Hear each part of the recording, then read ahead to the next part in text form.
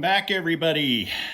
This is a real short video on how to take the auger motor off and to drop the auger shaft.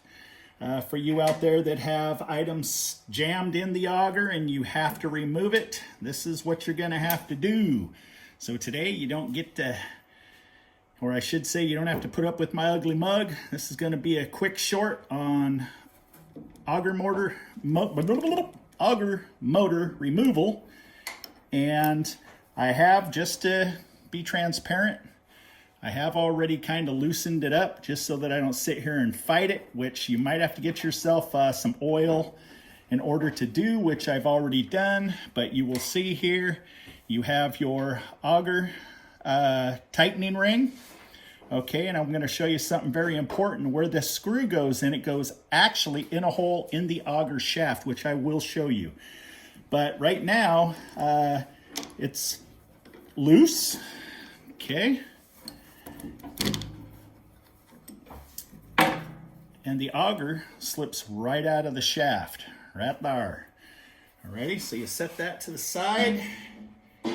You can test it, replace it, and put it right back the way that it just came off. Now this little ring here, you can see that it's got a screw that screws inside. And right here, you can see there is an auger shaft hole. Let's see if I can, okay, see that hole right there? This screw has to go in that hole. This is a common mistake for you out there that are putting on new auger motors, to where you will loosen up this ring too much and you will not get it inside of the hole. If you do not, then what will happen is the auger motor will catch, turn the auger, and then start slipping. So you must have this screw right here tightened down all the way into the hole so it's actually pressing against the auger motor shaft. Very important to understand. Alrighty. So now, what we're going to do is, let me back this out a little bit.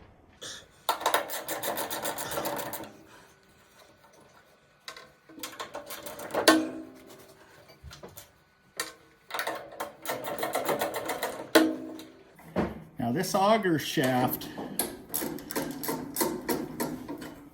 as old as this stove is, if it's never been taken out, it could give you a little difficulty. And I'll show you here, just like this one bolt was given me right there. And be very careful with these bolts, because the way this stove heats up and cools down, sometimes they seize in there and you can snap them off and then it becomes a headache.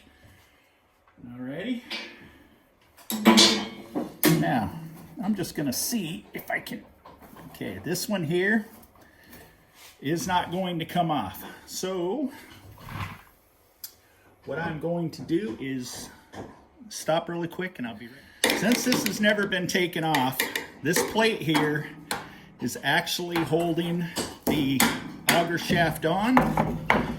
And as you can see, I just have just a chisel, and I pop the seal on it. And beware, you will potentially have all kinds of sawdust and pellet debris in there.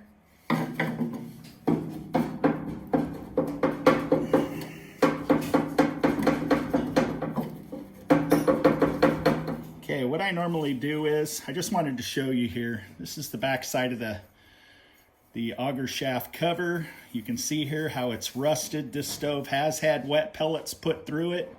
Or it could have been sitting out in the rain, not quite sure, but anytime you have rust on your stove, obviously, if it's an internal part of the stove, then you've had wet pellets. Alrighty.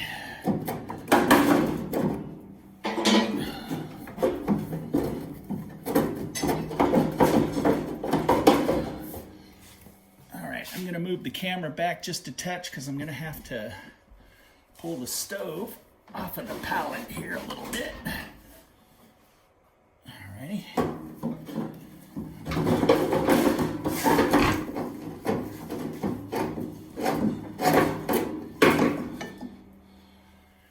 Here's your auger shaft. You can see here how rusty this one is. This one's definitely been exposed to moisture.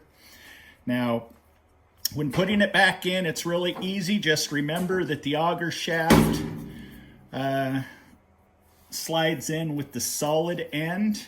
You're going to want to get yourself some high temp grease and grease this back up. I always hit it with sandpaper, clean it up nicely. You know, and I just give a nice cleaning to the auger shaft and put her back to new. So here's the hole to mount your auger motor. Always remember that this is the bottom. The solid is the top, meaning that the solid goes back in that way. Alrighty? That's how easy it is in order to take this out. Now, if you do have a toy or a stick or, you know, something jammed in there, you might have to work it a little bit harder in order to get it out, but that's pretty much it. Okay, when dropping your auger shaft, it does make it a little bit easier if you can see here, this is the inside of your hopper. If you end up taking your auger shaft cover off, which I've already removed the 6 screws other than this last one I just took out, and sometimes it's siliconed on. If it's never been off, it could have powderized, and this one here came off that easy. Alrighty. Now you have full access inside of the auger shaft channel to remove any debris. Now you can clean it all up nice and purty like. When I put the cover back on, I always put some high temp silicone on there because that's what the manual says to do, so I always listen to the factory. One last thing. There's always a last thing with me. Okay, now this plate here, when you end up mounting it back on, make sure that you silicone it with high temp red silicone or clear or black. It doesn't really matter of the color. Just make sure that it's sealed because you do not want this in any way leaking sawdust down into your cabinetry. So if you have any questions, email us at offgridstovesandmore@gmail.com. We'll get you up and running. Peace.